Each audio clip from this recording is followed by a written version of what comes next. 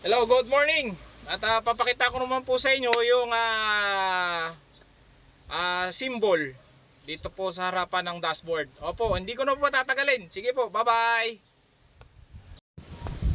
Ito na po ako sa dashboard. Ito po yung mga symbol. Ayan.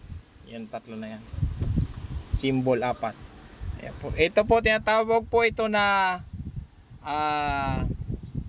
hydraulic oil temperature. Pag po yan ay napunta sa pula o bago magpula, ipahinga nyo na po yan. Oo. Mga 15 minutes, huwag nyo na pong paabutin sa pula kasi medyo delikado na po yan. Ganon din po itong engine water temperature, ganon din po yan.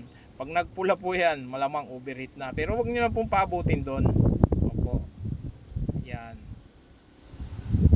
Ganun, ito naman po tinatawag na transmission oil temperature. Pagka yan po nagpunta sa pula, mga yang po ipagpahinga niyo po mga 15 minutes. Yan. Para wag niyo po sagarin at masisira po ang bulldozer. Ito sigurado marami na po nakakalam dito.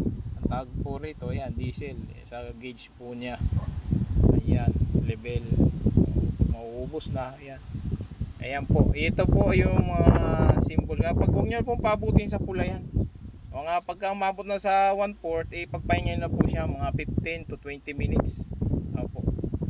At para may ingatan po ang ating unit. Sige po. Bye-bye.